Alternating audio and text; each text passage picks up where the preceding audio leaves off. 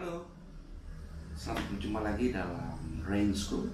Hari ini kita akan spesifik bicara melanjutkan apa yang kita sudah pelajari pada pertemuan sebelumnya terkait dengan baptisan Roh Kudus. Nah, hari ini kita akan spesifik melanjutkan bahwa ada sistematika kerja Tuhan yang Tuhan sediakan ketika Dia membaptis kita dengan Roh Kudus. Ini yang saya percaya bahwa ketika kamu dan saya dibaptis dengan kuasanya yang maha tinggi, ada begitu perbedaan yang sangat berbeda. Ada posisi rohani yang begitu berbeda yang disediakan oleh Tuhan ketika Dia membaptis kita dengan Roh Kudus. Pada pertemuan sebelumnya kita belajar sistematika, posisi perubahan pola pikir, perubahan status kehidupan ketika Roh Kudus memenuhi kita. Nah, hari ini kita akan spesifik lebih mendalam lagi dan kita akan membahas lebih detail lagi terkait dengan sistematika kerja Roh Kudus, apa yang disediakan oleh Roh Kudus ketika Dia memenuhi kita dengan Roh Kudus. Mungkin di awal-awal saya akan bahas singkat, tapi saya men-sum up dari apa yang kita sudah pelajari minggu lalu, gitu ya. Nah, setelah Yesus bangkit dan sebelum Dia naik ke surga, Ia memberikan sebuah pesan kepada murid-muridnya agar tidak meninggalkan Yerusalem. Jadi ketika Yesus mati, Yesus 3 hari bangkit, dan selama beberapa waktu Yesus memberikan dirinya, menghabiskan waktunya untuk sharing. Kita belajar dari Kisah Para Rasul 1 bahwa Yesus menginvestasikan dirinya sebelum Dia naik itu untuk mengajarkan tentang kerajaan Allah. Nah, waktu perkataan Yesus bilang sebelum Dia naik ke surga, Dia memberikan sebuah pesan bahwa ada sebuah pesan bahwa mereka tidak boleh meninggalkan Yerusalem sebelum mereka menerima kuasa dari tempat tinggi. Jadi ada sebuah janji bahwa mereka akan mendapat kuasa kalau ada pribadi yang diutus oleh Bapa sendiri. Dibilang bahwa ini adalah pemberian yang memang akan membuatmu bisa melakukan pekerjaan-pekerjaan yang sama dengan apa yang Yesus lakukan. Pekerjaan-pekerjaan yang bahkan jauh lebih besar dari apa yang pernah Yesus lakukan di atas muka bumi. Itu. Nah, Tuhan bilang pada murid-muridnya agar mereka tidak meninggalkan Yerusalem sebelum mereka menerima kuasa. Karena kuasa yang diberikan ini adalah kuasa yang benar-benar akan mengubahkan kehidupan mereka. Benar-benar akan benar-benar mencetak sejarah baru buat kehidupan mereka. Nah, pada waktu itu Yesus sedang berbicara sebenarnya tentang baptisan Roh Kudus. Kita baca di Lukas 11 ayat yang ke-13. Jadi jika kamu yang jahat tahu memberi pemberian yang baik kepada anak-anakmu, apalagi Bapamu yang di surga, Ia akan memberikan Roh Kudus kepada mereka yang meminta kepadanya. Baptisan Roh Kudus adalah sebuah perlengkapan ilahi. Ini kita pelajari di pertemuan sebelumnya, bahwa itu adalah perlengkapan ilahi yang Bapa berikan kepada kita sehingga perjalanan rohani kita akan terus mengalami peningkatan. Kita akan selalu hidup berkemenangan, kita akan dapat menyukakan hati Bapa, dan dari waktu ke waktu kita akan menghasilkan dampak yang besar di lingkungan sekeliling kita. Jadi baptisan Roh Kudus, kita udah belajar definisi itu di pertemuan sebelumnya, bahwa itu adalah perlengkapan ilahi. Jadi ketika Roh Kudus, ketika Yesus memberikan Roh Kudusnya dalam bentuk baptisan Roh Kudus, itu adalah sebuah perlengkapan ilahi. Itu adalah sebuah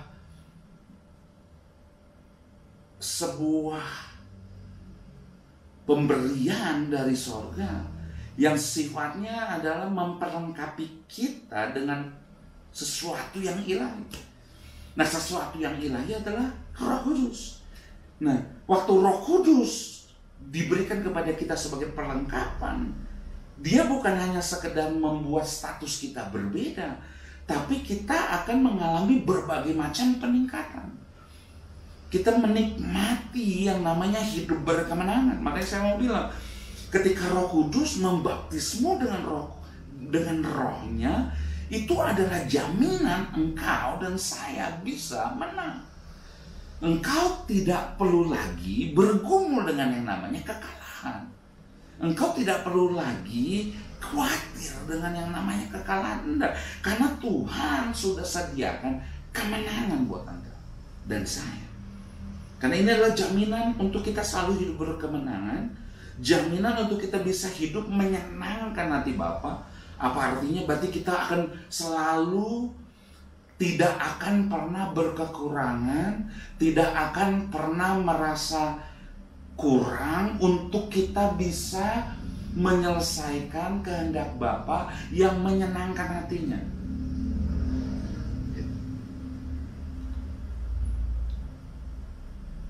Dan dari waktu ke waktu kita akan terus menghasilkan dampak yang besar di lingkungan kita. Kenapa?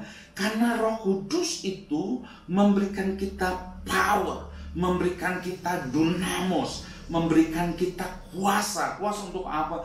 Kuasa untuk bisa mengimpartasikan. Mengimpartasikan siapa? Mengimpartasikan Tuhan.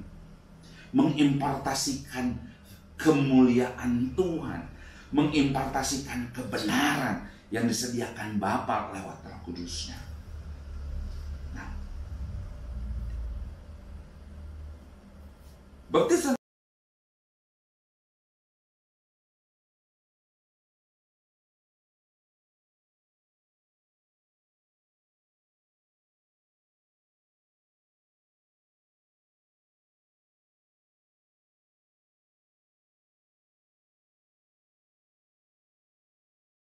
Roh Kudus merupakan sebuah anugerah yang Tuhan berikan untuk memperlengkapi orang percaya. Sehingga mereka dapat menjalani kehidupan sehari-hari yang selalu berkemenangan, memperkenan Bapa, dan memiliki kehidupan yang berdampak dan berdaya guna bagi kerajaan Allah. Apabila kita tahu bahwa dengan kita menerima Roh Kudus, kita sebenarnya memiliki perlengkapan rohani. Saya percaya harusnya tidak ada satupun dari kita yang akan menolak baptisan Roh Kudus. Kenapa? Karena mustahil kita bisa menang. Mustahil kita bisa memiliki kehidupan yang berdampak, yang bisa memberikan menjadi answer, menjadi jawaban buat seluruh pergumulan dunia ini tanpa Roh Kudus. Semua kalau ngerti bahwa ini adalah perlengkapan yang dijanjikan Yesus sebelum Yesus ke surga, bahkan ini dijanjikan oleh Bapa sendiri. Karena dalam bentuk Yesus sebagai manusia terbatas, Yesus sudah menyelesaikan. Nah, tugas kita sekarang, kita butuh Roh Kudus. Kita butuh rohnya menguasai kita. Nah, kita udah banyak belajar itu. Itu yang kita belajar. So, jangan pernah menolak Roh Kudus, karena Roh Kudus adalah perlengkapan. Tanpa perlengkapan sulit untuk kita bisa berkemenangan. Sulit untuk kita bisa hidup sebagai orang yang bahkan dibilang firman Tuhan bilang, kau diciptakan lebih daripada. Amin. Nah, hari ini kita akan lebih membahas bahwa ada 9 manfaat yang akan kita nikmati ketika kita menerima baptisan Roh Kudus. Ada 9 manfaat. Manfaat yang pertama, kalau Bapak Ibu mau tulis silakan tulis. Yang pertama adalah baptisan Roh Kudus akan membawa kita mengalami pengenalan akan Tuhan secara progresif. Saya ulangi sekali lagi. Baptisan Roh Kudus akan membawa kita mengalami pengenalan akan Tuhan secara progresif. Kenapa saya bilang begitu? Karena ketika kita mulai berdoa, kan tanda dari baptisan Roh Kudus, tanda yang pertama adalah berbahasa lidah, berbahasa roh. Nah, ketika kita mulai berbahasa roh, nah bahasa roh itu dari seluruh karunia dibilang di Alkitab bahwa bahasa roh itu betul. Bahasa roh itu satu-satunya karunia yang untuk membangun dirimu sendiri. Karunia bahasa roh tanpa penafsiran hanya akan berakibat pada dibangunnya kehidupan kita sendiri. Betul. Nah, jadi ketika kita mulai berbahasa roh, karena ini adalah karunia yang memang diperuntukkan untuk kita bisa membangun diri kita sendiri, tanpa sadar sebenarnya, kita akan mulai merasakan berbagai macam dimensi rohani yang akan hadir dalam kehidupan kita. Roh kita pun akan mulai menyadari, mulai dapat merasakan berbagai jenis perasaan rohani. Perasaan-perasaan rohani tersebut sebenarnya mengindikasikan perjalanan kehidupan kita. Apakah perjalanan kehidupan kita menyenangkan hati Tuhan, menyukakan hati Tuhan, atau kita sedang melakukan dan menghabiskan waktu pada sesuatu yang membuat Tuhan berduka. Nah, Roh Kudus, ketika kamu berbahasa roh, Roh Kudus akan memberikan kesaksian itu. Karena Roh Kudus diberikan kepada roh kita, ketika dia memenuhi, dia tinggal di dalam roh kita, dan Roh Kudus akan bersaksi, memberikan sebuah kesaksian-kesaksian. Salah satu kesaksiannya adalah mereka bersaksi membuat kita memiliki kemampuan sehingga kita memandang Tuhan bukan sekedar hanya lagi sebagai Tuhan, tapi dia menjadi Bapamu dan saya. Bapa yang baik, Bapa yang menjadi sumber segalanya. Nah, termasuk salah satu kesaksiannya adalah dia akan memberikan sebuah indikasi apakah perjalanan rohani kita menyukakan hati Tuhan atau tidak, sehingga kita dengan sendirinya dapat mulai mengenali, kita mulai mempelajari dan mulai mengenali sebenarnya apa isi hati Tuhan yang paling dalam. Makanya dengan kita menerima Roh Kudus sebenarnya bukan hanya sekedar posisi rohani kita, tapi kita akan benar-benar bisa berfungsi, kita bisa merasakan hal yang sama seperti yang Allah rasakan. Jadi ketika dia memenuhimu dan saya, itu bukan cuma sekedar ritual agama, no. Itu adalah sebuah perlengkapan untuk apa?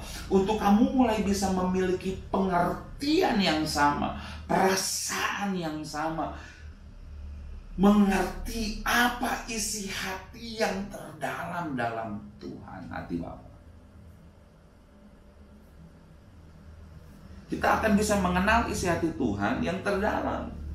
Dengan demikian, pengenalan kita akan Tuhan bukan lagi menjadi sebuah pengenalan yang agamawi, yang cuman kenal dari kata orang, yang cuman kenal dari kata seseorang. Aku kenal dari kata orang, sama seperti Ayub. Enggak. Tapi kamu akan kenali Yesus, kamu kenali Roh Kudus, kamu kenali Bapa, karena memang kamu berinteraksi sendiri dengan dirinya. Ada pertukaran perasaan. Sama seperti sahabat yang sejati adalah sahabat yang bisa mengenal perasaan kita.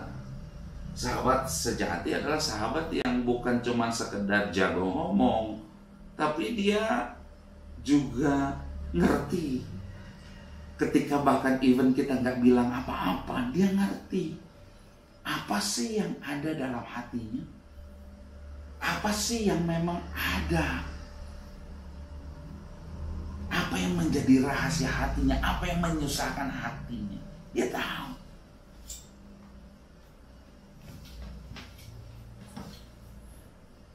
Amin.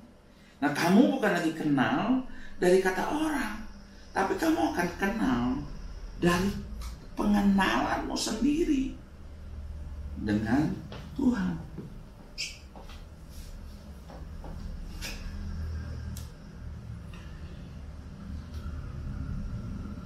Kekristenan sejati bukan lagi didasarkan dari apa yang boleh dan tidak, Saya percaya kamu dan saya tidak perlu lagi bergumul dengan yang namanya ini boleh, ini nggak boleh, ini boleh, ini nggak boleh. Bukan itu.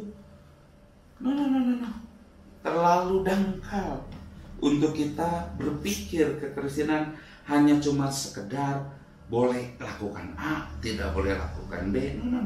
Yang Tuhan inginkan adalah supaya engkau dan saya ngerti apa yang ada di hati Tuhan. Kekristenan yang sejati bukan didasarkan pada apa yang boleh dan tidak, karena itu bicara tentang legalistik. Tuhan tidak pernah merancangkan kekristenan hanya sebagai agama, apalagi cuma sebuah ritual legalistik. Nah. Tuhan ingin menciptakan kekristenan sebagai apa? Sebagai hubungan antara Tuhan dan Allah. Dan hubungan itu dua arah. Ketika rohnya mulai diaktifkan dalam hidup kita, Roh Kudus yang adalah roh penolong itu akan menolong kita. Untuk apa? Untuk dapat mengetahui apakah hidup kita memperkenan Dia atau tidak. Di sisi yang lain, roh penolong itu juga akan mengajarkan kepada kita apa yang Bapa inginkan dan tuntut dari kehidupan kita, sehingga kita akan memiliki hidup yang sesuai dengan kehendaknya.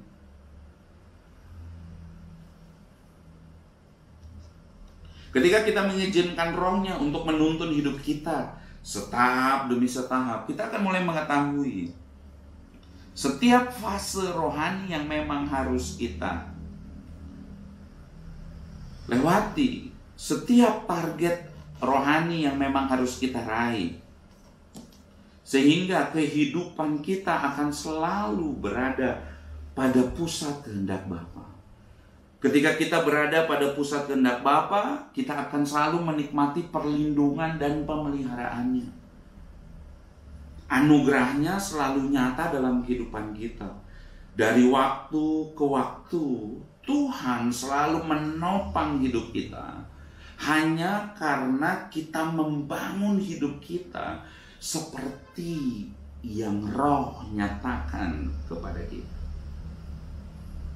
Ketika kita mengizinkan rohnya menuntun hidup kita setahap demi setahap, karena kamu mulai ngerti isi hati Tuhan, ini boleh, ini menyenangkan enggak, ini mendukakan hati Dia enggak. Nah, kamu ketika meresponinya dengan sebuah hati yang taat, hati yang ingin menyerahkan keseluruhan hakmu untuk mengambil keputusan, nah kamu sebenarnya itu mengizinkan rohnya menuntun hidup kita.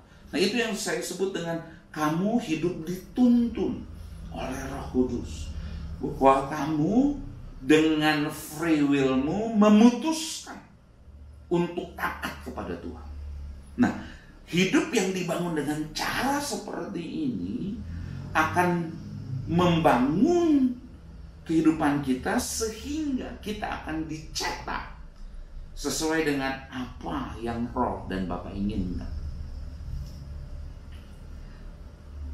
Ketika Bapa memberikan Roh Kudus kepada kita, tujuannya bukan hanya supaya kita bisa berdoa bahasa roh. No. Bahasa roh, yes. Tanda pertama kamu dipenuhi Roh Kudus. Oke. Tapi bukan cuma berhenti di situ. Kekristenan harus mulai beralih dan masuk ke sungai yang lebih dalam. Pemahaman yang lebih dalam. Roh Kudus supaya apa dikasih ke kita? Agar kita bisa mulai dibimbing. Agar kita bisa mulai dibimbing. Dibimbing apa? Dibimbing untuk dapat memiliki kehidupan seperti yang Tuhan sendiri tetapkan. Manusia ditetapkan untuk menjadi representasinya Tuhan. Adam pertama kali ditempatkan di Taman Eden. Cuman satu tujuannya, dia menjadi manusia Allah yang pertama yang berhasil menjadi gambaran dirinya atas muka bumi ini. Nah, ketika kamu diberikan Roh Kudus, ada pemulihan yang diberikan di dalamnya, termasuk adalah ketika gambar dirimu rusak, ketika gambar dirimu ngaco, ketika gambar dirimu sudah dirusak karena kesalahan dan dosa. Nah, Roh Kudus ketika kamu bertobat dan kamu dipenuhi oleh Roh Kudus mendidikmu ulang. Dengan ketika kamu membuat sebuah respon yang tepat, membuat respon yang sesuai dengan apa yang Roh Kudus mau, apa yang Bapa mau, yang diungkapkan oleh Roh Kudus, dan kamu meresponinya dengan tepat. Nah, kamu sedang membangun ulang. Bahkan saya mau bilang begini, ada anugerah. Di pertemuan pertama kita bicara tentang keselamatan, kepenuhan keselamatan. Nanti saya akan bahas lebih lanjut di sesi selanjutnya. Tapi itu bicara tentang ada pemulihan total terhadap potensi, ada pemulihan total terhadap kuasa, ada pemulihan total terhadap apa yang disediakan Bapa dalam kehidupanmu. Ketika kau menerima Roh Kudus dan kau mengizinkan Roh Kudusnya membangun sesuatu, membangun dinamika roh yang kamu taati, yang kamu ikuti terus, kamu ikuti tuntunannya, kamu responi dengan cara yang benar, itu akan membangun hidupmu, sehingga hidupmu akan bisa terbangun sesuai dengan apa yang Tuhan mau. Apa yang didesainkan oleh Tuhan akan bisa dihidupi oleh engkau dan saya. Ya. Bahkan saya mau bilang begini, kamu akan selalu didapati bahwa sebagai generasi yang enggak ketinggalan. Kamu akan tahu waktu Tuhan, kamu akan tahu musimnya Tuhan. Kamu akan jadi sahabat. Kalau Alkitab bilang begitu, masakah? Ini cerita ketika Tuhan ingin mau menghancurkan apa? Sodom dan Gomora. Waktu Tuhan mau menghancurkan Sodom dan Gomora, dia ketemu dengan Abraham ketika dia sudah hampir berpisah. Allah berfirman, masakan aku tidak memberitahukan rahasia-rahasia hatiku kepada sahabatku. Nah, ini bicara tentang apa? Ini bicara tentang orang yang kenal sama Roh Kudus, orang yang membiarkan ketaatan menguasai dirinya, ketaatan memimpin dirinya, ketaatan memastikan setiap respon yang harus dia buat atas setiap arahan dan tuntunan yang Roh Kudus berikan. Ada hubungan yang sangat intim yang terbangun. Nah, saya percaya bahwa ini juga yang harusnya kita alami, sehingga kamu akan tahu kapan waktu dan musimnya. Karena apa? Karena Tuhan yang mengungkapkannya sendiri dalam kehidupanmu. Ketika Bapa memberikan Roh Kudus kepada kita, tujuannya adalah supaya kita ngerti, kita bisa jadi rekan kerja Tuhan di atas muka bumi. Yohanes 16 ayat yang ke-12 sampai 13 bagian A berkata begini, masih banyak hal yang harus kukatakan kepadamu, tapi sekarang kamu belum dapat menanggungnya.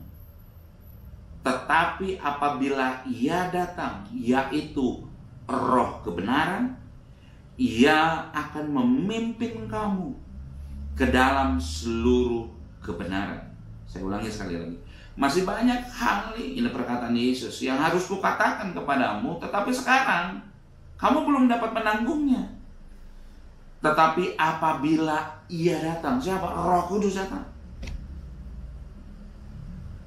yaitu Roh kebenaran, Ia akan memimpin kamu ke dalam seluruh kebenaran. Dengan kata lain, Yesus berkata, masih ada banyak hal yang ingin Yesus kerjakan sebenarnya, tapi Yesus tidak bisa mengajarkan karena kita belum siap. Karena pada saat itu para murid belum siap. Tapi Roh Kudus yang adalah Roh kebenaran itu akan menyingkapkan dan mengajarkan kepadamu hal-hal yang belum aku ajarkan. Itu sebabnya saya menegaskan, adalah sebuah kepentingan, adalah sesuatu yang harus hukumnya bagi setiap orang percaya menerima baptisan Roh Kudus. Kenapa? Karena itu adalah instrumen Tuhan yang akan memampukan manusia ngerti isi hati Tuhan, ngerti kebenaran. Karena hanya Roh Kudus, setelah Yesus naik ke surga, hanya Roh Kudus yang sanggup membawamu kepada kebenaran yang belum sanggup kamu pikirkan. Bahkan hanya dalam bentuk keterbatasan manusia kamu tidak bisa. Yesus pun bilang nggak bisa kalau cuman aku. Tapi kalau roh yang ditetapkan oleh Bapa hadir, yaitu roh kebenaran, maka roh itu akan memimpinmu pada kebenaran. Aku berdoa buat engkau, setiap engkau yang melihat, saksikan video ini, aku berdoa dalam nama Yesus, engkau menjadi pribadi yang benar-benar ngerti, orang yang terus terbuka dengan Roh Kudus, orang yang terus memastikan Roh Kudus memenuhi dirinya, memimpin dirinya, sehingga membawa dia untuk semakin dalam mengerti isi hati terdalam dari apa yang Tuhan sediakan dalam kehidupannya. Aku berdoa, dan itulah engkau dan saya. Engkau dan saya lah generasi penuntas itu yang akan ngerti apa yang ada pada isi hati Tuhan yang paling dalam.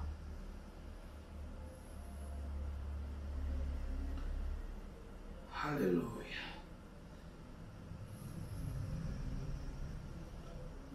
So, izinkan roh kebenaran itu menyingkapkan dan mengajarkan kepada kita hal-hal yang memang belum sempat Yesus ajarkan. So, izinkan terus Roh Kudus memenuhi dirimu. Kalau kamu sudah punya bahasa roh, pakai, gunakan itu terus. Karena itu akan terus membangunmu untuk ngerti tentang dimensi-dimensi perasaan Tuhan. Ada berbagai macam hal.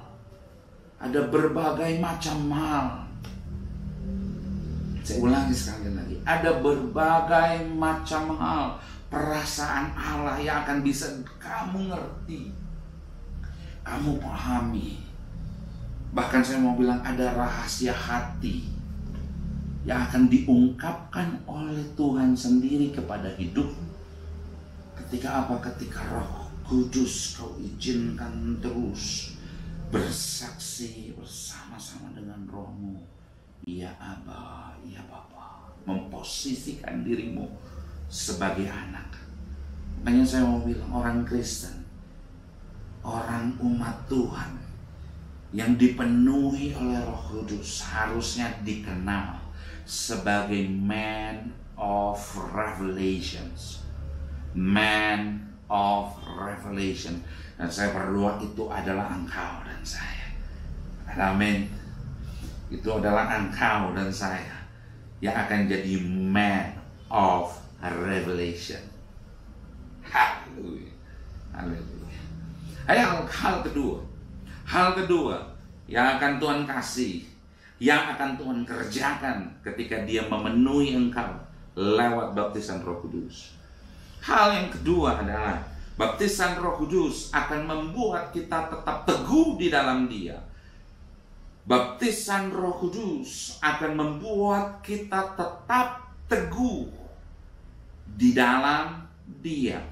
Dalam perjanjian baru kita mendapati meskipun ada berbagai banyak tantangan dan aniaya, tetapi karena penyertaan Roh Kudus dalam kehidupan orang-orang percaya, mereka tetap dapat berdiri teguh di dalam Tuhan.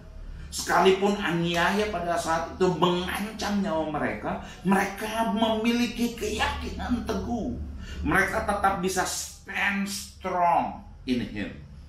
Berapa banyak di antara kita hari-hari ini kita diperhadapkan dengan berbagai macam pandemi, kesusahan, kepanikan, ketakutan. Apakah engkau masih bisa berdiri kuat? Apakah engkau masih tetap bisa berdiri kokoh di dalam Dia tanpa meragukan sedikit pun?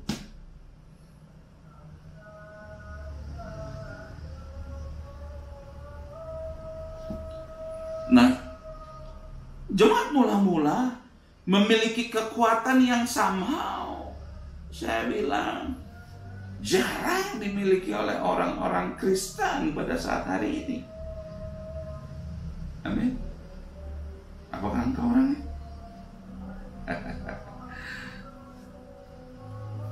Alkitab berkata, siapa yang berkata-kata dalam bahasa roh membangun dirinya sendiri. 1 Korintus 14 ayat 4. Barang siapa berkata-kata dalam bahasa roh membangun dirinya sendiri. Sehingga ketika kita mulai berkata-kata dalam bahasa roh, kalaupun kita mengalami kelemahan, kita akan selalu kuat di dalam Dia. Karena memang itu adalah ketetapan. Walaupun kamu nggak ngerti, ketika kamu mau berkata-kata berbahasa roh, mungkin kamu belum memiliki karunia menafsirkan bahasa roh. Tapi ketika kamu berbahasa roh, itu sebenarnya adalah sebuah perlengkapan yang akan terus menguatkan engkau, menarik engkau, menegakkan engkau sekali lagi. Kalau hari-hari ini kamu sepertinya harus merunduk, kenapa? Karena ketakutan. Nah, mari berbahasa roh lagi. Bahasa roh itu bukan cuman hanya supaya kebal dari virus, no. Tapi itu lebih bicara tentang in the spirit. You can rise up, you can stand strong. Untuk apa? Untuk bisa kuat berdiri menghadapi segala persoalan yang harus kamu hadapi hari ini. Amin.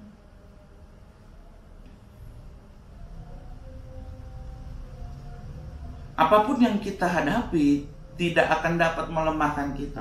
Itu sebabnya kita perlu mulai berdoa dengan agresif dalam bahasa roh. Jangan biasa-biasa. Bahasa roh pastikan. Ketika engkau berbahasa roh, pastikan roh, jiwa, dan tubuhmu itu bersinergi. Membangun sebuah kesadaran, membangun sebuah kerjasama, sehingga memastikan bahwa roh, jiwa, dan tubuhmu terpelihara sempurna.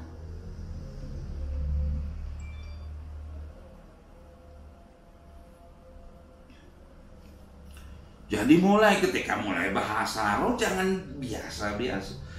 Berdoa dengan cara yang agresif. Berdoa, masuk dalam hadirat Tuhan. Kenapa? Karena itu adalah tempat pelatihanmu. Ibaratnya tentara mau maju perang gak bisa loyo. Dia harus penuh keagresifan. Warak adeba, hustahana hambai kurdahai lebrodai, hubasakar dalai evai kurdalamangka. Bahasa dengan agresif. Terus jangan biarkan ketakutan terus mengintimidasi hidupmu. Jangan biarkan apapun yang berasal di luar ini mengintimidasi dirimu. Bangkit dengan kekuatan yang sudah Tuhan taruh. Ketika Dia memenuhi engkau dengan rohnya, pakai karunia itu.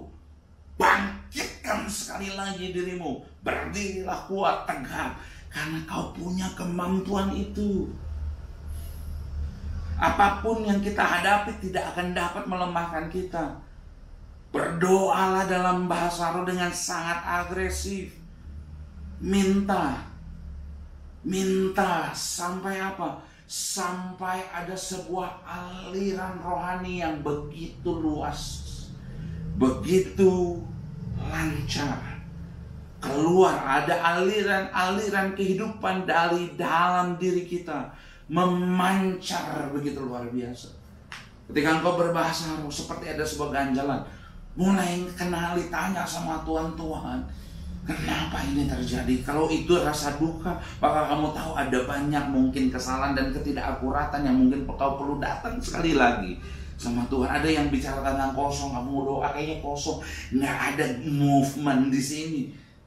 Apa yang kamu lakukan? Itu berarti ada banyak hal-hal kesia-siaan mungkin yang mungkin selama ini masih kamu lakukan. Datang sama Tuhan, minta ampun, beresin, lepasin semuanya itu, dan izinkan Roh Kudus memasuki hidupmu sekali lagi, membasuh hidupmu, sehingga hadirat Tuhan bisa kau rasakan dimanapun. Bahkan saya mau bilang, hadirat Tuhan yang sifatnya manifest presence, Bukan hanya bisa kamu nikmati ketika kamu bernyanyi dengan alat musik lengkap, no. Bahkan even tanpa alat musik, ketika kamu sedang berbahasa, Rena Mahasu Ramahaya Karaha. Ketika kau seperti itu, ada hadirat Tuhan yang sangat kuat mengalir. Dan hadirat Tuhan yang hamba, yang saya rasakan itu juga diimpartasi dalam kehidupanmu sekarang. Dalam nama Yesus. Ada beberapa orang yang mungkin menaksikan ini, belum pernah merasakan dijamah Tuhan, belum pernah merasakan ada baptisan Roh Kudus. Hari ini angkat kedua tanganmu, terima baptisan itu dalam nama Yesus. Terima sekarang penuh korahasa karabahai roto dodobo saka yalamahar takayoko rika namasaka brobo shanda rabah roto dodobo saka rena maya rabah sokorobolo brobo shande romo karama memenuhi engkau sekarang memenuhi engkau penuh dengan Roh Kudus, penuh dengan Roh Kudus.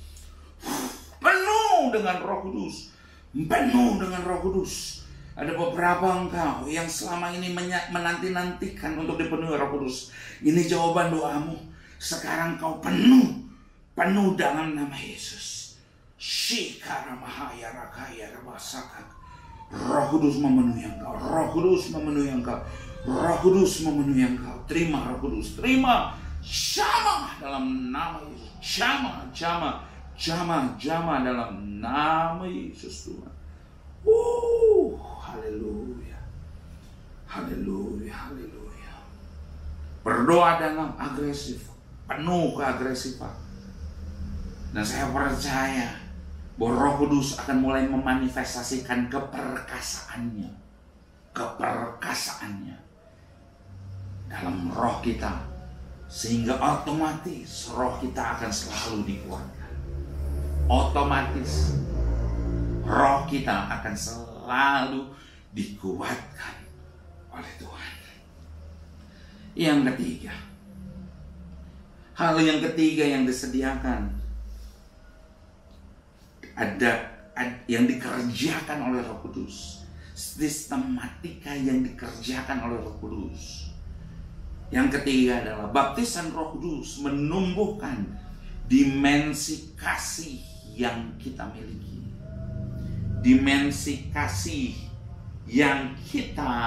miliki. Dia mengerjakan dimensi kasih yang kita miliki. Hal yang ketiga yang Tuhan sediakan adalah baptisan Roh Kudus menumbuhkan dimensi kasih yang kita miliki. Ketika kita mulai berkata-kata dalam bahasa roh, apa yang ada di dalam roh kita seperti dilepaskan kepada Bapa. Walaupun kita nggak ngerti, sebenarnya itu adalah perkataan yang melepaskan apa? Melepaskan sebuah perkataan kepada Bapa. Pada saat yang sama, apa yang ada di dalam hati Bapa juga akan dilepaskan kepada kita. Dengan demikian secara otomatis segala ambisi dan agenda pribadi yang kita miliki akan mulai terkikis. Kenapa?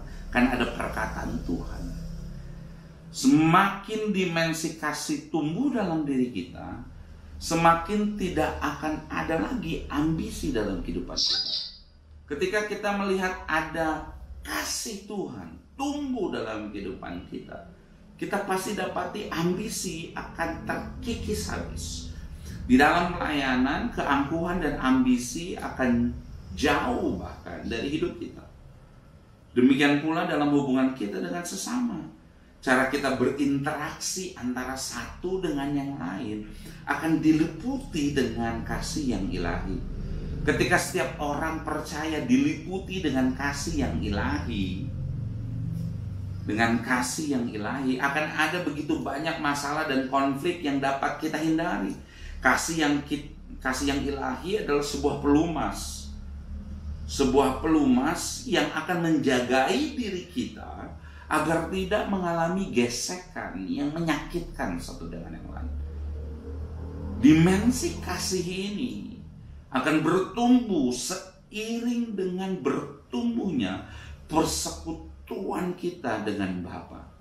Karena ketika kita menerima baptisan Roh Kudus pasti akan membawa kita mengalami pertumbuhan dalam persekutuan kita dengan Bapa.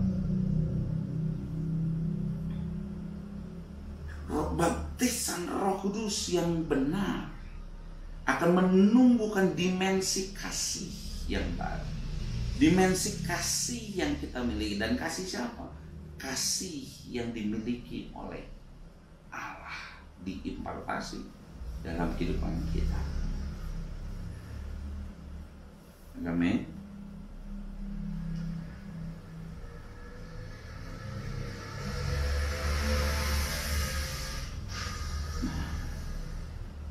Hal yang keempat yang disediakan, sistematika kerja roh yang akan dikerjakan dalam kehidupan kita ketika kita menerima baptisan Roh Kudus. Hal keempat, setelah kita menerima baptisan roh, maka Roh Kudus akan mulai menolong kita untuk mulai memahami firman Tuhan. Setelah kita menerima baptisan Roh Kudus, mungkin ketika kita membaca Alkitab, kita menemukan ayat-ayat yang tidak kita paham. Yang perlu kita lakukan hanyalah mencamkan ayat-ayat tersebut dalam pemikiran kita. Hafalkan menjadi sesuatu yang seperti terpatri dalam pemikiran kita. Nah, yang kita perlu lakukan adalah patri itu walaupun kamu mungkin belum ngerti, belum paham. Lalu mulailah berdoa dalam bahasa roh dengan pikiran yang kamu pikirkan. Ini sedikit latihan. Sementara kita mulai bahasa roh, kita berdoa dalam bahasa roh, dari dalam roh kita seperti muncul sebuah impresi. Kau akan dapati, kamu akan mulai merasakan berbagai macam perasaan yang disebut dengan impresi.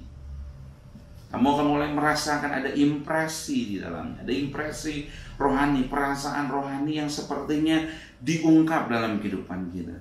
Nah, yang kita perlu lakukan, kalau sudah ada impresi datang, kamu harus terus semakin berdoa dengan agresif.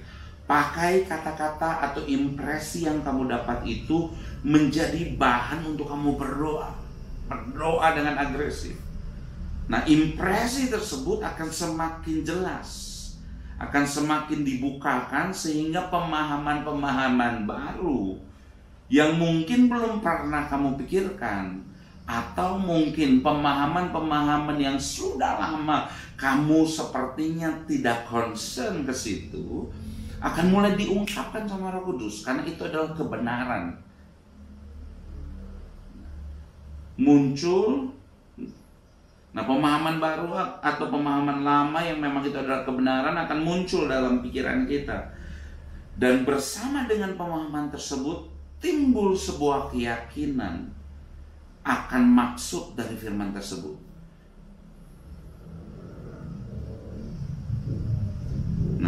Sehingga pemahaman tersebut akan selalu disertai dengan timbul keyakinan, kepercayaan sama dari maksud dari firman tersebut. Nah, inilah yang saya sebut firman menjadi iman. Firman rema, bagaimana caranya merubah firman logos menjadi firman rema? Yaitu dengan bahasa roh. Ketika kamu berbahasa roh, membawa itu dalam hubungan pribadimu, dalam doa pribadimu, si firman logos itu akan mulai dibuka sama Roh Kudus. Pengertian-pengertian yang mungkin kamu miss selama ini akan mulai dibuka sendiri oleh Roh Kudus. Nah, pengertian dan pemahaman yang kita pahami sebagaimana pemahaman yang dimiliki oleh Bapa Sang Penulis firman tersebut, itulah yang akan membangkitkan iman dalam kehidupan. Nah, iman yang muncul itulah yang akan mengalahkan dunia. Nah, makanya ini sebuah kebodohan bagi manusia yang tidak mau mengalami baptisan Roh Kudus. Kenapa? Karena dia sedang menghilangkan sebuah sistematika yang seharusnya mereka alami. Pengungkapan firman kebenaran itu adalah milik kita semua.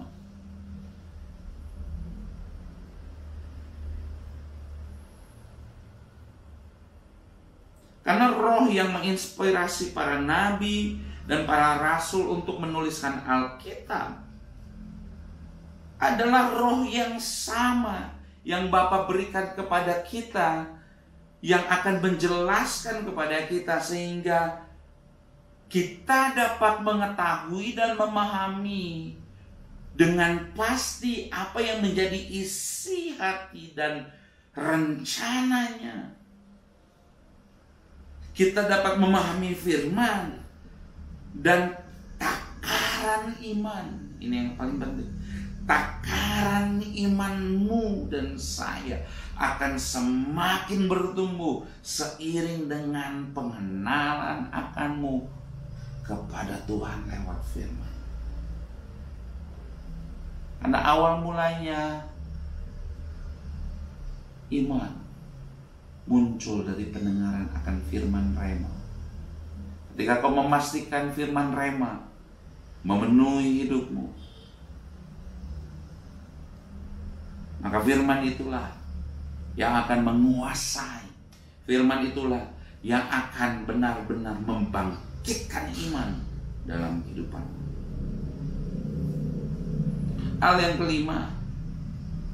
yang kelima yang Tuhan kerjakan lewat baptisan Roh Kudus adalah baptisan Roh Kudus akan memberikan kita kemampuan untuk menjadi pelaku firman. Ketika pemahaman akan firman datang, bersama dengan datangnya pemahaman tersebut dari Roh, kita pun akan mulai mengalami adanya sebuah dorongan untuk mempraktekkan firman itu.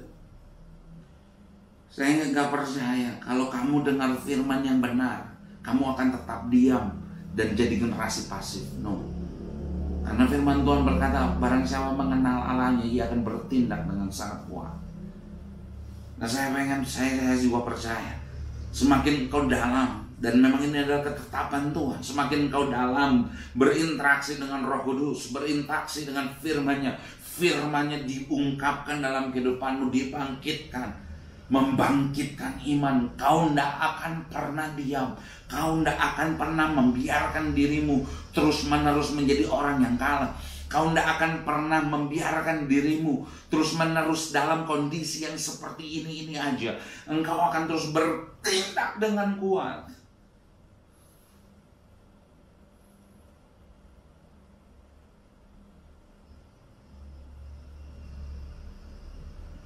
Kau akan belajar, walaupun apapun kesulitan untuk mempraktekkan firman tersebut, kau tidak akan pernah berhenti. Engkau akan terus mendesak masuk. Memastikan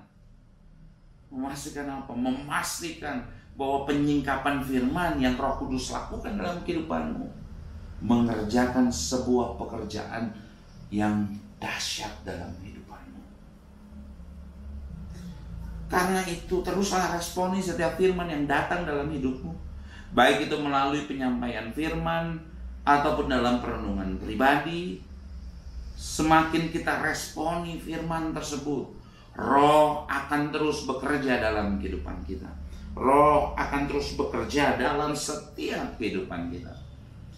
Kitab Yakobus berkata bahwa mendengar firman belaka tidak akan membuat kita menjadi lebih baik, tetapi menjadi pelaku firmanlah yang akan mengubahkan hidup kita.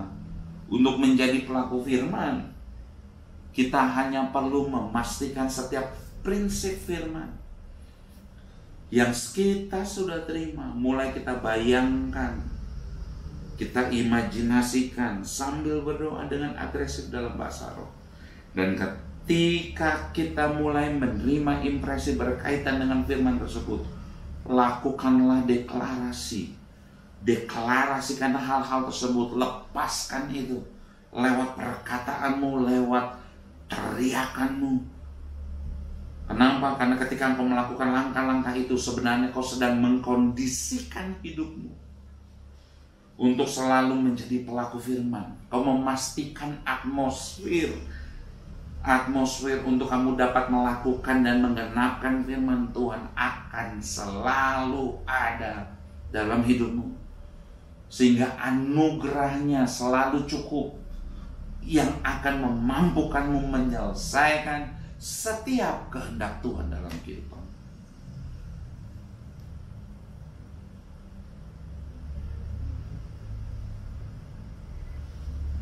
Karenanya izinkan Roh Kudus terus bekerja dalam hidupmu,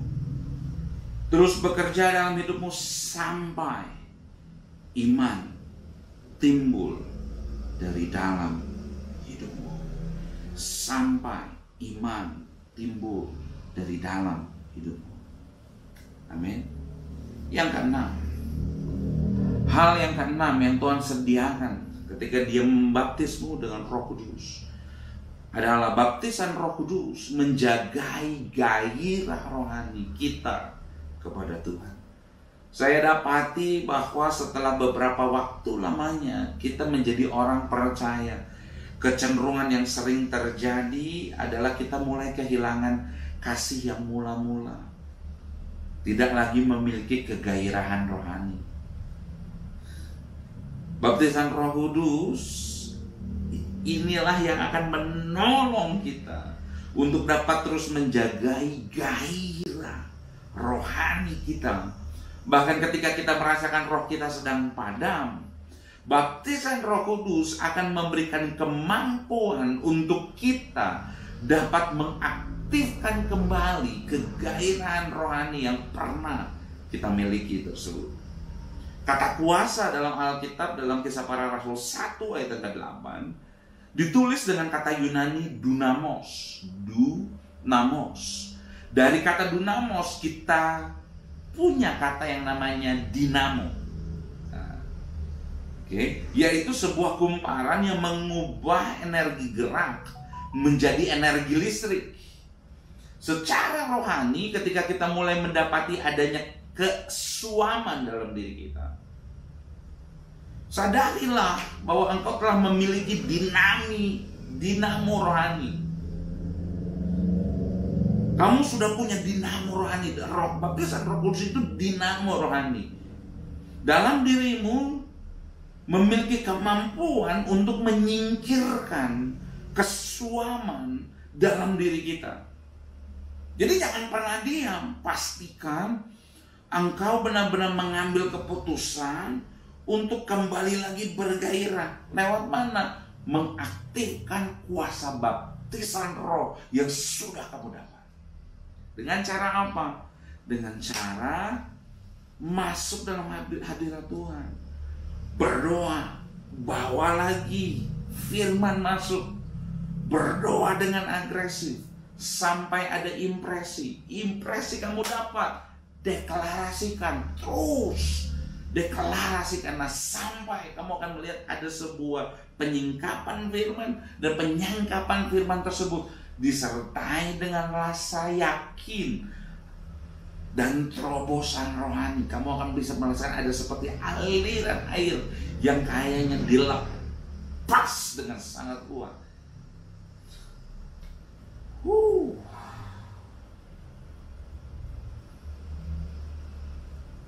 Kita akan selalu memiliki dinamika dalam kehidupan rohani kita.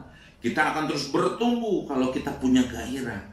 Kita akan terus memiliki progresivitas yang bagus ketika kita memiliki gairah yang kita lahirkan dari dinamo, dari gerakan dinamo yang kita pastikan bergerak terus dalam diri kita, membuat kesaksian-kesaksian firman dan membangkitkan iman. Alkitab bilang Efesus 4, bahkan sampai kepenuhan iman. Haleluya. Dengan kita tetap memiliki gairah rohani, maka apa yang kita tidak bisa raih, kini kita akan bisa raih.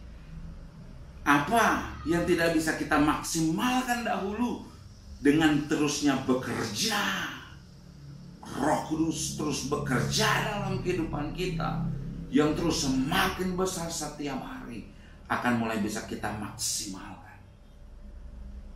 Amin.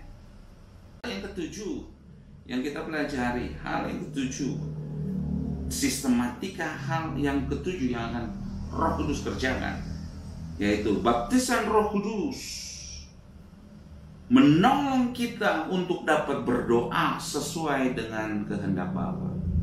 Baptisan Roh Kudus akan menolong kita untuk dapat berdoa sesuai dengan kehendak Bapa. Seringkali kita mendoakan suatu masalah untuk waktu yang cukup lama, namun jawaban yang kita butuhkan atas doa-doa kita nggak kunjung datang. Hal itu disebabkan karena kita salah dalam berdoa.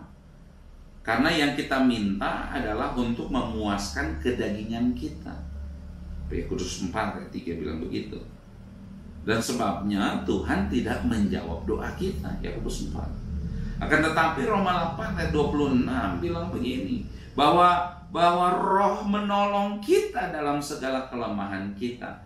Apa yang dimaksud dengan kelemahan kita? Kelemahan kita adalah seringkali kita tidak mengetahui apa yang menjadi kehendak Tuhan, betul? Apa yang menjadi kehendak Allah, apa yang menjadi kehendak Bapa, kita nggak tahu. Kita meraba-raba selama ini. Nah, itu adalah kelemahan manusia. Karena tanpa pengenalan akan kehendak Allah, membuatmu menjadi liar, membuatmu tidak punya visi, membuat dirimu seenaknya, seenak udahmu bekerja sesuai dengan apa yang kau mau tanpa mengikut sertakan Tuhan. Nah, itu adalah kelemahan manusia. Kalau manusia ngerti kehendak Tuhan, dia tidak akan sembarangan. Dia akan tahu bahwa waktu-waktu ini jahat, sehingga dia perlu memastikan bahwa apapun yang dilakukan itu benar-benar menyenangkan hati Bapaknya.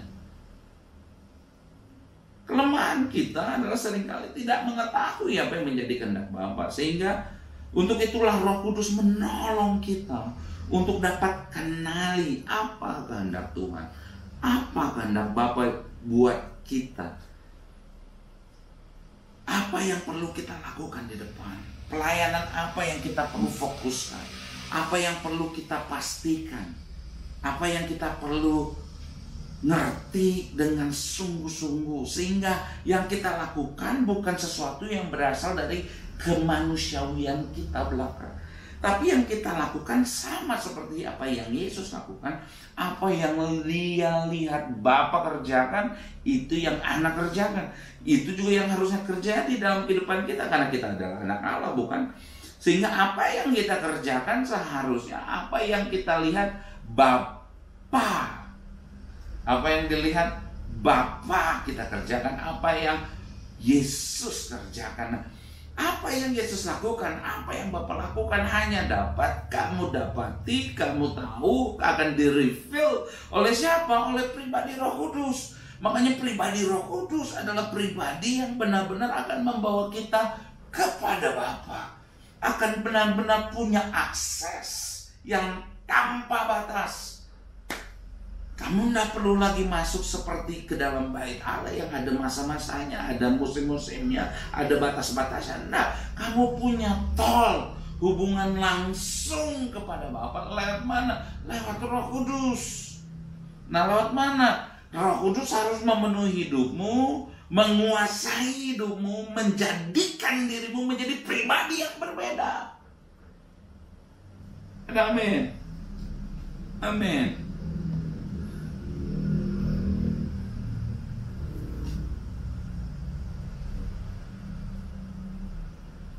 Nah, Roh Kudus akan tolong kita kenali kehendak Tuhan, sehingga kamu akan dapat berdoa dengan benar sesuai kehendak Allah. Nah, kalau doamu didasarkan oleh kehendak Allah, saya percaya doamu tidak akan pernah yang akan kembali kepadamu dengan sia-sia. Doamu bukan menjadi sesuatu cuma serangan peluru ke langit dan akan jatuh dengan sia-sia. No. Doamu adalah doa iman. Doamu adalah doa orang beriman. Orang beriman ditetapkan Tuhan untuk tidak lagi ada yang mustahil dalam kehidupannya. Begitupun dengan hidupmu dan saya. Kau adalah orang-orang beriman, sehingga doamu ditetapkan Tuhan untuk menjadi sesuatu yang tidak mustahil. Hari-hari ini kondisi gereja, kondisi kekristenan sudah begitu parah. Seperti diperlihatkan bahwa dipermalukan. Oh, gereja Anda punya kuasa menghadapi pandemi. Saya mau bilang, Tuhan, tetapkan Engkau dan saya untuk berkemenangan atas pandemi ini. Anugerahnya sudah ada. Izinkan saja kamu dengar apa yang Roh Kudus katakan, apa yang Bapa mau diungkapkan oleh Roh Kudus. Roh Kudus akan memberikan kepadamu hal-hal yang perlu kamu lakukan. Izinkan Roh Kudus memenuhi hidupmu sekali lagi, mengintervensi hidupmu, membawa apa yang disediakan Bapa dalam kehidupan, sehingga kehidupanmu akan jauh berbeda. Ketika kita mulai berdoa secara dengan kehendaknya, maka Allah akan turut bekerja dalam segala sesuatu untuk mendatangkan kebaikan bagi orang-orang yang mengasihi Dia. Roma 8 itu. Dengan demikian, apapun yang kita doakan pasti akan terwujud. Pasti akan terwujud. Yang kedelapan, sistematika kerja Roh Kudus ketika kita dipenuhi oleh Roh Kudus lewat baptisan Roh Kudus adalah baptisan Roh Kudus meningkatkan dimensi persekutuan kita dengan Bapa. Baptisan Roh Kudus meningkatkan dimensi persekutuan kita dengan Bapa. Ketika kita menerima baptisan Roh Kudus, kita dibawa oleh Tuhan untuk dilatih berjalan mengikuti tuntunan Roh-Nya. Tujuannya adalah agar Tuhan memiliki kebebasan dan keleluasaan untuk bergerak dalam hidup kita. Sehingga kapanpun Dia ingin bersekutu dengan kita, kita akan selalu memberikan respon yang positif. Dengan kita terus mengizinkan Roh Kudus bekerja dalam kehidupan kita, Tuhan pun akan membawa kita berpindah dari kehidupan yang didasarkan pada apa yang boleh dan tidak boleh, kepada kehidupan yang didasarkan apa yang membangun dan yang tidak membangun, apa yang berguna dan yang tidak berguna. Semakin kita belajar mengikuti tuntunan Roh-Nya, semakin kita menikmati progresivitas persekutuan dengan dirinya. Semakin kita intim, semakin kita sejalan dengan apa yang ada pada isi hati Tuhan, hidupmu akan terus semakin memiliki hubungan yang progresif, meningkat dengan dirinya.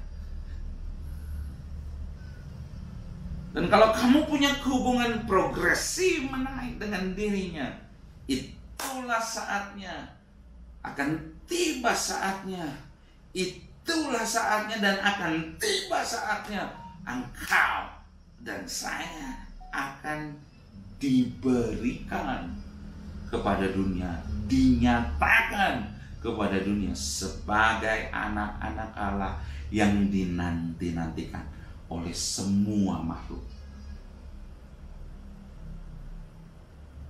Semua makhluk menanti-nantikan saatnya anak Allah. That's real.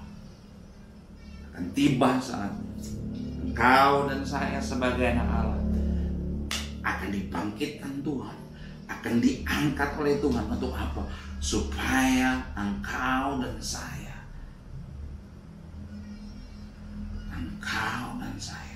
diangkat dinyatakan kepada dunia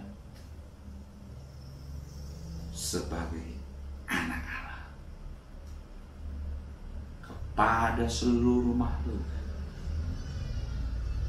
engkau dan saya dinyatakan.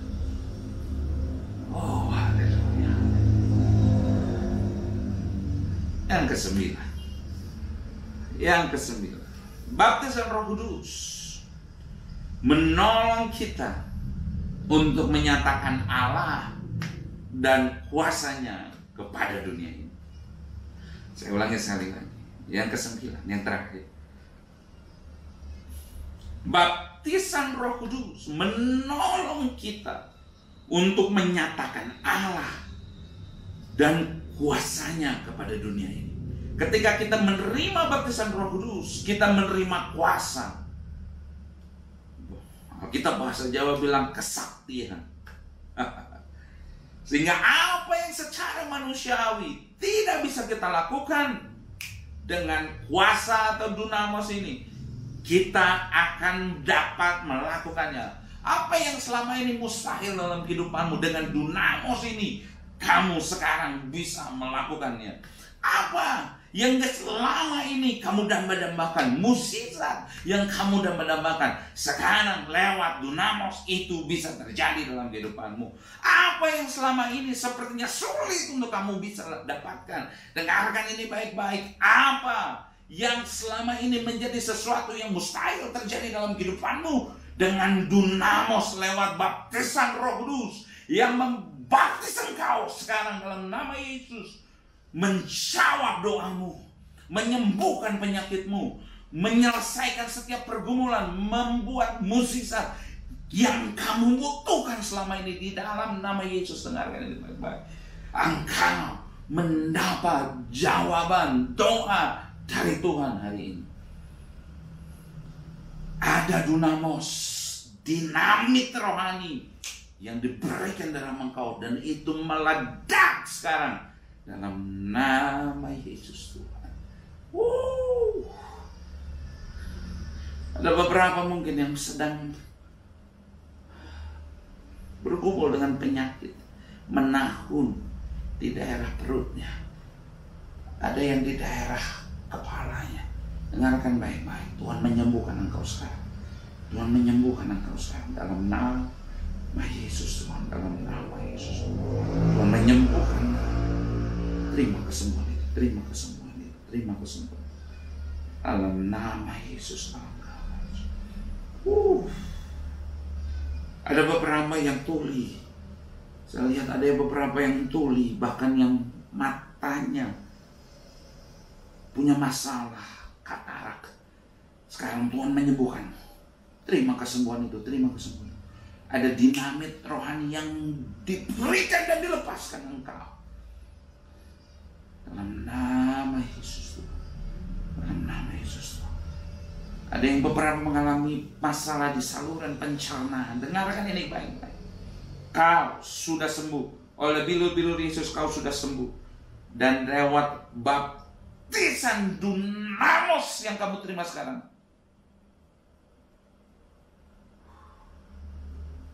ada dunamos, ada kuasa yang meledak dalam tubuhmu, menyembuhkan engkau secara total di dalam nama Yesus Tuhan. Dalam nama Yesus Tuhan. Dalam nama Yesus. Terima kesembuhan. Saya bersuka cita. Nah, ada keperkasaan Tuhan yang dinyatakan setiap kali saya bagikan. Mukjizat demi mukjizat pasti terjadi ketika imanmu bertumbuh, ketika ada firman terbangun dalam kehidupanmu. Mukjizat pasti terjadi. Saya percaya dalam waktu-waktu ke depan Tuhan akan membawa kita untuk mendemonstrasikan kuasanya, mendemonstrasikan dirinya dan kuasa kebangkitannya di atas muka bumi ini.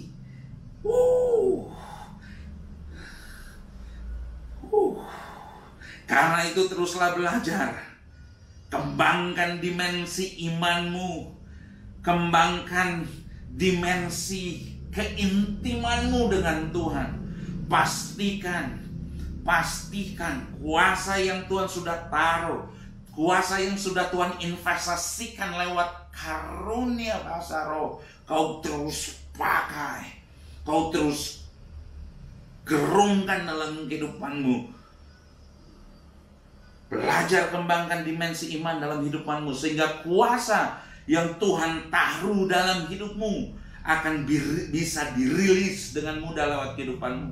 Engkau akan dengan sangat mudah dancing in the power of God, dengan sangat mudah melepaskan kuasa Roh Kudus yang ada dalam dirimu, mengalir keluar, menjamah setiap orang-orang yang terhubung dengan setiap engkau. Semakin dimensi iman yang bertumbuh, semakin mudah kuasa akan mulai bisa dilepaskan lewat kehidupanmu dan saya. Hari ini setiap hambatan-hambatan yang kau hadapi, hambatan-hambatan yang mungkin selama ini merongrong gereja Tuhan untuk menerima baptisan Roh Kudus, yaitu apa? Ketakutan, merasa tidak layak. Yang pertama ketakutan, yang kedua merasa tidak layak, ketiga ketidaktahuan, keempat tidak menganggap bahwa baptisan Roh Kudus tidak rasional, yang kelima masih menganggap masih memiliki benteng-benteng atau ikatan-ikatan musuh yang belum ditanggulangi. Yang keenam, hambatan karena masih membutuhkan waktu dan tempat khusus, berpikir bahwa baptisan Roh Kudus butuh waktu dan tempat tertentu. Yang ketujuh, merasa tertolak, ada penolakan begitu dalam yang masih mungkin kamu simpan dalam hatimu. Semua hambatan itu mari tanggulangi sekali lagi. Bawa dalam hadirat Tuhan, bawa hari ini di dalam hadirat Tuhan, dan robohkan semua keangkuhan tersebut. Dan izinkan, saya baca Yohanes 7, 3 langkah yang bisa kamu dapat untuk menerima baptisan Roh Kudus. Yohanes 7 ayat yang ke-37. Barang siapa haus, pastikan kita memiliki kerinduan dan kehausan dalam diri kita untuk menerima Roh Kudus. Semakin besar kerinduan yang kita miliki, semakin mudah kita terima baptisan Roh. Barang siapa haus. Jadi yang pertama yang kamu perlu lakukan untuk terima baptisan Roh Kudus adalah haus. Barang siapa haus, baiklah ia datang kepadamu. Yesus adalah satu-satunya pembaptis dalam roh, bukan saya, bukan hamba Tuhan. Yesus yang membaptismu dengan Roh Kudus. Manusia hanya dapat menolong untuk menjadi perpanjangan. Saya, hamba Tuhan, hanya bisa menolongmu berdoa. Tapi Bapa lah yang membaptismu dengan Roh Kudus. Yang dapat memberikan baptisan roh itu hanyalah Yesus sendiri. Yang ketiga, minum. Barang siapa haus, baiklah ia datang kepadaku dan minum. Minum. Yang kamu perlu lakukan, bertindaklah dengan iman. Bertindaklah dengan iman. Terima baptisan itu. Hari ini, siapapun engkau, dimanapun engkau yang mendengarkan ini, kalau kau rindu untuk bisa menerima baptisan Roh Kudus, angkat kedua tangan. Berdiri di tempat di mana kau berada. Sekarang berdiri. Sekarang datang sama Tuhan. Tuhan, aku membuang semua halangan yang selama ini masih ada di dalam diri. Aku membuang segala ketakutan, perasaan untuk tidak layak, ketidaktahuan, kebodohan untuk kami menganggap bahwa baptisan Roh Kudus sudah selesai. Sikap rasionalistis sehingga menganggap bahwa baptisan Roh Kudus itu tidak ada. Masih adanya benteng dan ikatan-ikatan yang selama ini membuat kami tidak bisa bertumbuh di dalam Tuhan.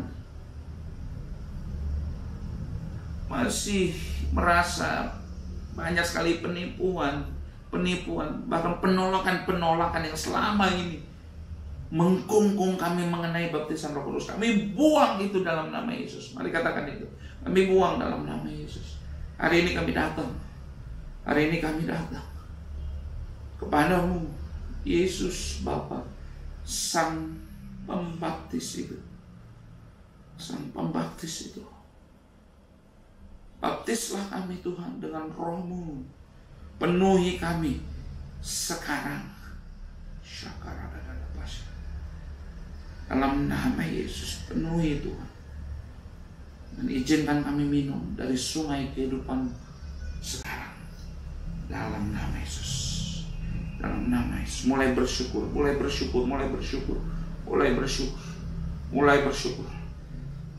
Cara kamu untuk minum. Ini adalah cara kamu untuk minum. Mulai bersyukur. Roh Kudus yang sama yang ada di tempat ini sekarang diberikan dalam hidupmu. Sekarang juga terjadi di tempat di mana kamu berada, di dalam nama Yesus. Penuh dalam nama Yesus. Penuh dalam nama Yesus Tuhan. Penuh dalam nama Yesus. Memenuhi engkau. Terima sekarang baptisan. Minum dalam nama Yesus. Minum dalam nama Yesus. Dalam nama Yesus Tuhan. Dalam nama Yesus Tuhan. Minum sekarang. Minum. Penuh. Yes. Roh Kudus. Yes, ada bahasa-bahasa baru yang mungkin muncul, aneh bagimu. Izinkan dia terus bekerja. Terus izinkan. Apapun manifestasinya, jangan fokus di manifestasi. Izinkan dia menguasaimu. Kasih pemerintahan tertinggi dari hidupmu kepada dia. Ya, sekarang minum. Hadirat Tuhan yang sama yang ada di sini sekarang ada dan diimpartasi dalam kehidupanmu dalam nama Yesus Tuhan. Dalam nama Yesus Tuhan. Dalam nama Yesus. Terima sekarang. Dalam nama Yesus Tuhan. Bertindaklah dengan iman. Terima ini. Terima baptisan ini. Emas, perak tidak ada padaku, tapi roh Kristus yang aku punya, yang aku kenal, itu yang aku berikan dalam hidupmu sekarang. Welcome. Dan terus nikmati hadirat Tuhan dan kepenuhan Roh Kudus. Bapa, hamba-Mu selesai berbicara, tapi hamba-Mu tahu Kau terus bekerja. Terus izinkan Tuhan, siapapun yang menonton, siapapun yang menyaksikan video ini, izinkan dia terus dipenuhi dan dicengkram dengan kuasa-Mu, sehingga kehidupan mereka akan benar-benar jauh berbeda. 9 sistematika rohani tadi terjadi dalam kehidupan mereka. Dalam nama Tuhan Yesus Tuhan. Tuhan Yesus Kristus, Raja yang berdaulat buat kehidupan mereka. Haleluya.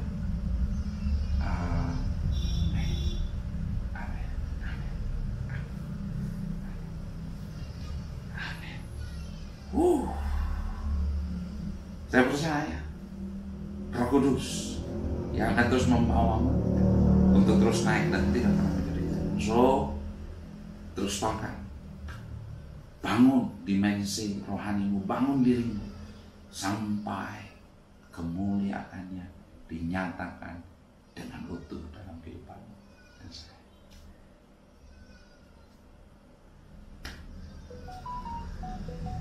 Ketemu lagi dalam sesi selanjutnya. Tapi terus nikmatin hadirat Tuhan yang mungkin masih terus mencengkram engkau. Nikmatin. Jadi saya selesai di sini, tapi izinkan Roh Kudus terus bekerja. Terima kasih. Tuhan Yesus berkati.